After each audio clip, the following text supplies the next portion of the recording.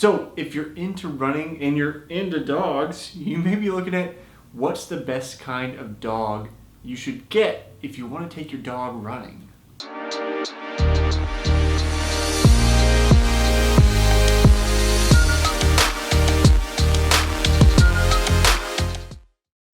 I'm Jesse Funk, the founder of Soulfree.com and the host of this show, Runner's High, where we talk about everything running and endurance related, including today's topic, what are the best dogs to take running? If you've seen my other videos, you may have seen Toby wander in and out from time to time. Toby is unfortunately not a great dog to take running. He's small and he's old. He's 14 this year, so I'm going to end up having to put him down so he can go lay down. But we can talk about all the other kinds of dogs that you can take out running. And if you do like running, hit subscribe, stick around for more videos. So let me set Toby down and I'll be back here in a second. So now that we know that Toby is not a great dog, what are some good dogs for you to actually take out running? Well, obviously, this can be a very subjective decision. What kind of dog is right for you?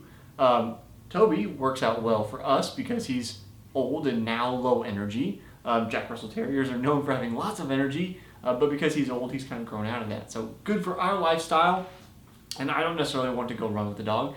But we looked up answers from Reddit, we looked up articles, we looked up polls to try to find what are the best breeds, what are the best kind of dogs that you should take. I know when I was younger, my intention was to, when I retired from racing, to get a retired greyhound. Now, you may think, okay, greyhounds are great dogs to run. Clearly, they race, but they're more sprinters than long distance runners. I know some people have some success with taking their greyhounds out running, but it's not really what they're built for. So let's get to some recommendations from what people suggested as being the top. We'll go top 5 breeds for dogs and why that you should take them running. The first suggestion, and this should come as no surprise to anybody who knows anything about dogs and running, was something that we saw all over the place, though it is not the #1 most common or top recommended answer. You got to stay to the end to see that. The first one here, the Husky. Duh. Because they're built to do this. They're built to run long distances, often in cold climates. So that's kind of a given, right? You want a dog with a lot of energy that's very trainable. Those are kind of the 2 traits we really want for a long distance running dog, right? Whereas Toby is trainable, he's very low energy and short to the ground. So it's going to be tougher for him to go out with me on a run because he's done after about a block of a walk at this point in his life. But the Husky, meant to go long distances, can probably outrun you unless you're a ultra runner. But obviously the big downside of the Husky, if you live in a warmer climate, like here in Kansas City, it gets very hot and humid in the summertime, so you can take your Husky out. My old running coach lives here near me in this neighborhood, and he takes his Husky out, though just for walks in the summertime, because she would get overheated. So that's always something to take into consideration. No matter what dog you're taking, are they too hot? Are they still doing okay? Checking in on them. And then just knowing dogs are kind of like us. Some days you feel like running, some days you don't. And your dog may not be motivated to run. So on to the #2 suggestion we saw. Labradors. Again, going to be a classic dog, kind of medium-sized dog. Lots of people have. Lots of energy, very social, going to want to be around you, very highly trainable.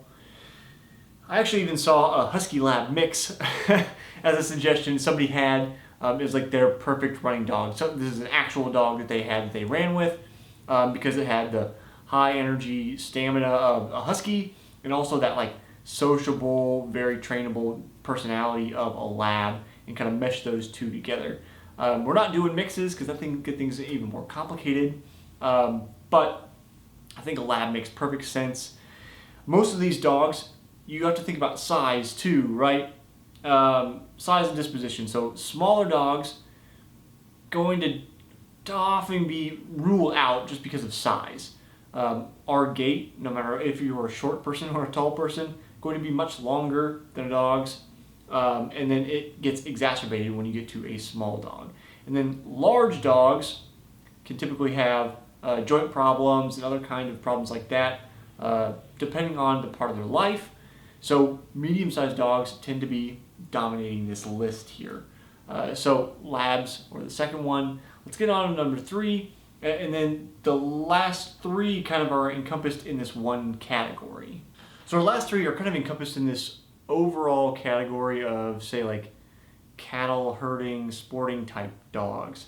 I know if you are a dog person, you're going to tell me that these are not the same category, and you're absolutely right.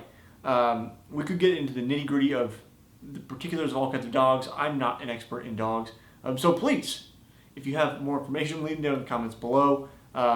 Educate us more on dogs, or particular dogs, their particulars. Anything I get wrong, happy to share. We try to do the best research we can for this video. But I classify them together because they all share similar characteristics in terms of being able to go all day, being trainable, and kind of being bred for this kind of trait, basically. It's not that we made them to run with us, so to speak, and that we were running, but that they need to be going for a long time and continuously working. So the third suggestion we saw, German Shepherd. This is not necessarily, obviously, a dog for everybody.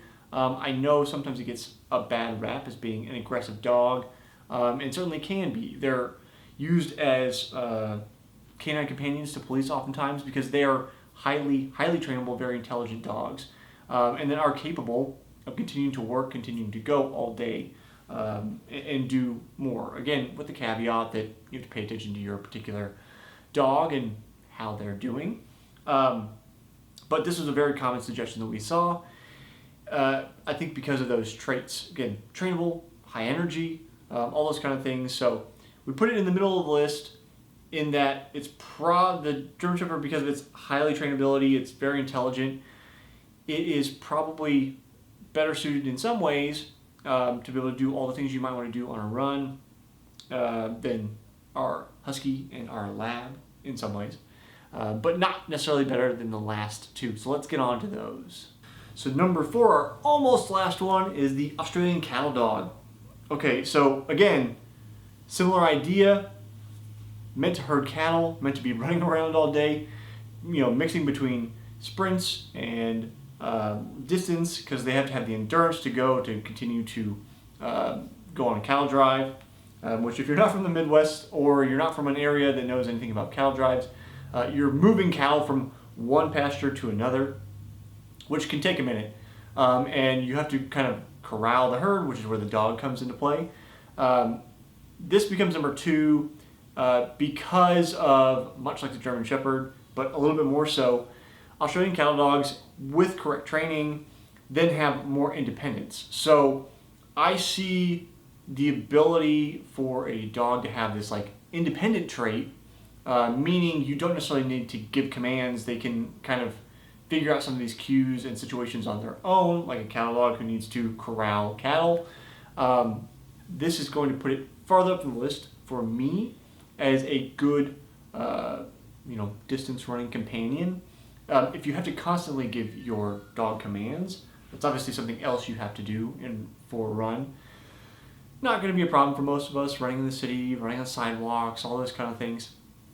But just thinking about like how lazy, I guess maybe I like to be, or we like to be with technology. We like to be hands-off, hands-free, easygoing. Once the training's down, if you have a dog that can be more independent, then that puts it up, again, higher for me. So let's get on to the last one, the number 1 top suggestion I saw over and over and over as the best running dog to have if you want to go out running with your dog. So here we are, number 1, and if you're a dog person and you're a dog running person, I'm sure you have been screaming this at me the entire video waiting for me to get here, so it'll be no surprise to you. But if you're not and you're curious, I'm going to butcher the name, which is a dead giveaway. It's the Wiesla or the Wiesla or Wiesla or something like that. It's on the screen. You can see it. These are like sporting dogs. from originally from Hungary. So to me, I think it would be easy to mistake them for some kind of lab on the street if you just don't know anything about dogs, which would be me. But over and over and over and over again, people said, "Oh, I have a Vizsla mixed with this, or I have a purebred, or it's mixed with that," and that they are their best friend for running. What we find about the breeds that again, sporting dog from Hungary, and that they are really very athletic dogs and just cannot be left at home to be kind of like this guy. I can show you Toby here real quick. Where are we, Toby? He just likes to hang off to the side. Toby is basically pretty much opposite of the Vizslas, in that they need to get out. They need the energy. They need the exercise. But we did see, with one caveat, a lot of people say you didn't necessarily want to go like long distance with these dogs. Lots of people commented. Again, thank you, Reddit, and there's actually a subreddit if you want to check it out, Running with Dogs, who talked about taking them out for like 6 to 8 miles most. So if you're going 10 plus, then probably dog specific, I would imagine. But in this particular case, may not be the time to take your dog out. But if you're doing those shorter training runs, then perfect opportunity. As I understand it, because I've never interacted with one of these dogs, they are also like all the qualities that you want in a lab, with that kind of high energy. They're very trainable, they're very sociable, they want to be around you, but then have the ability to go the distance. Now, the nitty gritty in all between these, going to be lost on me a little bit, just to be upfront and open.